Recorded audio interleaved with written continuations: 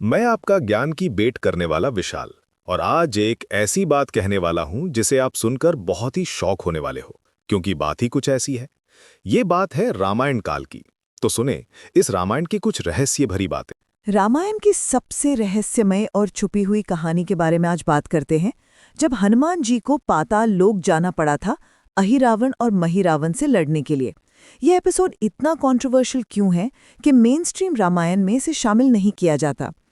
लंका युद्ध के दौरान जब राम और लक्ष्मण युद्ध में व्यस्त थे, तब रावण ने अपने मामा अहिरावण को बुलाया। अहिरावण पाताल लोक का राजा था और उसके पास अद्भुत जादुई शक्तियां थीं। रावण ने कहा कि अगर राम और लक्ष्मण को हराना है तो उन्हें पाताल लोक ले जाकर वहां की देवी महामाया को बलि चढ़ाना होगा। ये बलि की प्रथा उस समय के तांत्रिक परंपराओं का हिस्सा थी। अहिरावण अपने भाई महिरावण के साथ मिलकर एक चालाकी भरी योजना बनाता है। वे दोनों साधु का रूप धारण करके राम और लक्ष्मण के पास पहुंचते हैं। हनुमान जी को तुरंत शक हो जाता है, क्योंकि उनकी दिव्य दृष्टि से वे इनकी असली पहचान भांप लेते हैं। लेकिन राम जी उन्हें रोक देते हैं, क्योंकि वे साधुओं का सम्मान करना चाहते हैं और किसी निर्दोष पर शक नहीं करना चाहते। रात के समय जब सभी सो रहे होते हैं, अहिरावण और महिरावण अपनी गहरी माया से राम और लक्ष्मण को गहरी नींद में सुला देते हैं।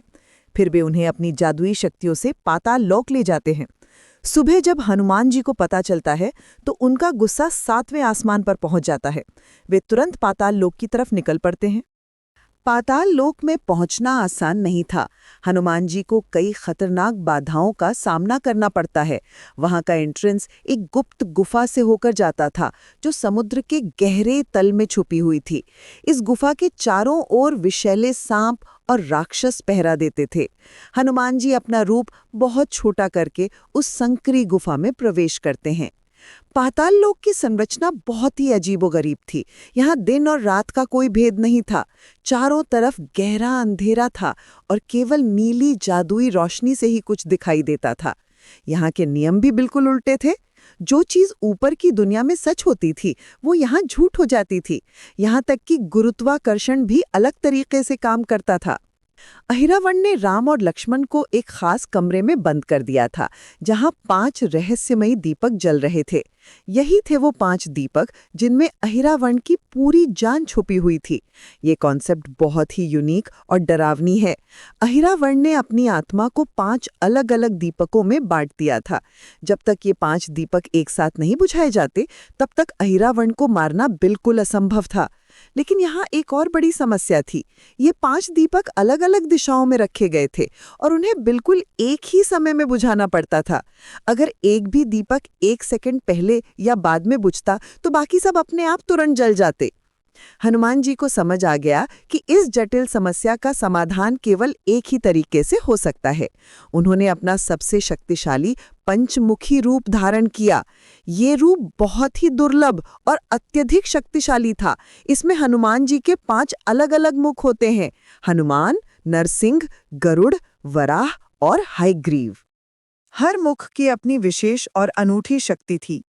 हनुमान मुख से वे पूर्व दिशा को देखते, नृसिंह मुख से दक्षिण को, गरुड़ मुख से पश्चिम को, वराह मुख से उत्तर को और हयग्रीव मुख से ऊपर की तरफ देखते थे। इस तरह वे एक साथ 5 दिशाओं को पूर्ण कंट्रोल कर सकते थे। ये रूप पंच तत्वों की शक्ति का प्रतीक था। पंचमुखी रूप में हनुमान जी ने एक साथ 5 दीपक बुझाए। जैसे ही सभी दीपक एक साथ बुझे, अहिरावण की सारी शक्ति तुरंत खत्म हो गई। उसकी आत्मा बिखर गई और वो धराशाही हो गया। फिर हनुमान जी ने अहिरावण और महिरावण दोनों का वध कर दिया। लेकिन सबसे बड़ा सवाल ये है कि ये रोमांचक एपिसोड मेन स्ट्रीम रामायण में क्यों नहीं मिलता। इसके कई गहरे कारण हैं।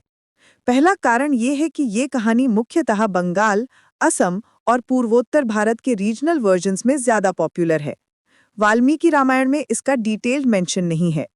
दूसरा कारण ये है कि इस एपिसोड में कुछ एलिमेंट्स हैं जो ट्रेडिशनल हिंदू फिलॉसफी के साथ कन्फ्लिक्ट करते हैं, जैसे कि जान को अलग-अलग ऑब्जेक्ट्स में छिपाना।